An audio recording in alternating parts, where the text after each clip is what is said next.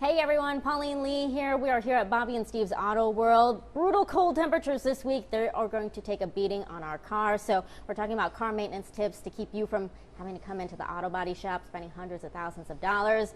The man with all the answers got Gary DeRusha here. Hi. Hello. Welcome to the zone. Thanks. The Arctic zone, I right? knew you were gonna say that. We're going to be nailed this week, so it's always a great day here at Bobby and Steve's. So cold this week. It is going to be. Let me just ask you, how has business been just this past weekend?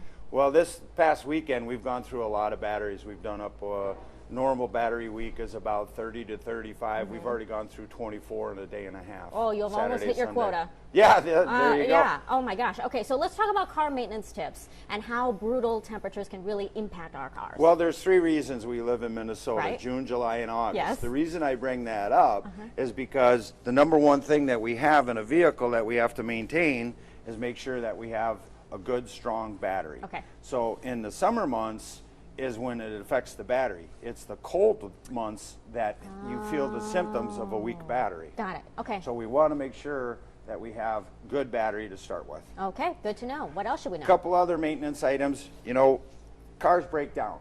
One of the things that we can do, there's several things, is make sure you check all your fluids, filters, belts, hoses, all your key maintenance items, your air filters for the engine, the cabin filter inside the car, so that you're getting the proper heat inside the vehicle. A couple of maintenance items that we talk about, again, changing the oil, 3 months, 3,000. Most cars today are 6 months, 6,000.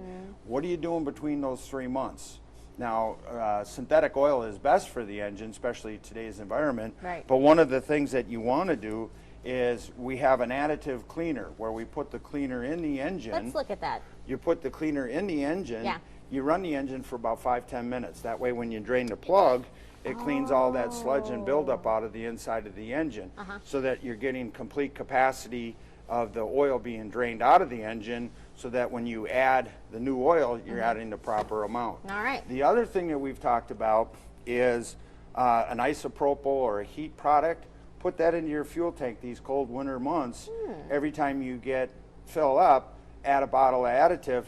That helps take the moisture out of your gas line. So when you're cranking it over, especially with fuel injected, you do not want to put your foot on the gas pedal because you're going to flood it out.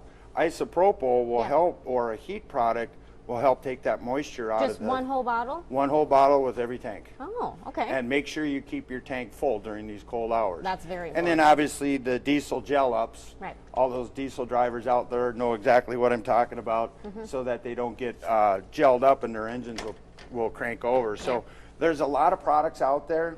The best thing, again, fresh oil, strong battery, key maintenance items on your filters and fluids and belts and hoses. Let's talk about tires, because chances are a lot of tire pressure lights are going to be clicking on. Oh, they're going to be on all day. It's going to be fun. Yes. But yeah, when you air up tires, you have to make sure that you look on the inside of the driver's door. That's going to tell you the PSI they want. A lot of cars have one PSI for the rear, one PSI for the front.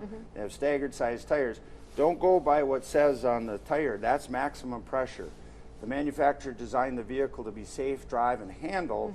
That's why they want those pressures where they're at. And what happens if we don't take care of our tires? If we just run and they're not as inflated as they should be? What happens to our car? Well, it doesn't handle and perform the way it's designed to. You're going to hit that pothole, and that tire under pressure is going to impact the rim. And now you're talking about a bent rim where you're going to have it repaired or replaced.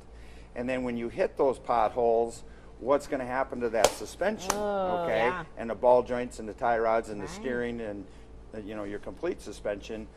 Shocks and struts are one of the biggest things you want to make sure you're good at, because the shocks and struts keep those tires down on the road to give you better braking, better corner, and better handling. Got it. Let's talk about washing your car in the wintertime. So I wash my car. This month we've had so much snow, I washed it twice a week. Is that too much or not enough? Nah, you're okay, especially if you have an unlimited wash. Yes, I do. It's good. You yes. wash it on the way to work and then on the way home. But one of the things you want to be careful about, 5 below is about when we shut down our car wash. That's kind of the threshold. Because when you go through the blowers, you're just going to ice it up and freeze it up. We talked before about underbody wash. That's important. It's a mechanic's best friend. Yeah. Because when the rust and the salt and all that takes over on the older vehicles, it's very hard to get in there and to repair your suspension components because of your rusted bolts and the salt and that. Yeah. So, you know, when it's warm, take advantage of it. Yeah. This week, 5 below, my car wash will be shut down. But we're going to make it a fast lane for batteries because we'll open up. I can get 5 cars in the chute, and we can do batteries while you wait. Oh my gosh. That's Okay, so crazy. if we didn't wash our cars very often as we should in the wintertime, how fast could rust happen? What are you talking about? Like 1-2 years? 2 years? It all depends on what they did at the line when they Yeah. built the car and what kind of undercarriage they have and what they've done with that, if they have that undercoating on there or not. But yeah, it's Minnesota. Rust and salt, and it's a mess. Yeah. All right. But yes, you're right. Wash your car. Wash your car. That is the takeaway tip here. All right. Gary, thank you so much for all your You are tips. so welcome. Thank you. Appreciate it. Have a great day. Yeah. Head to our website, WCCO.com, for more tips, and stay safe and stay warm this winter.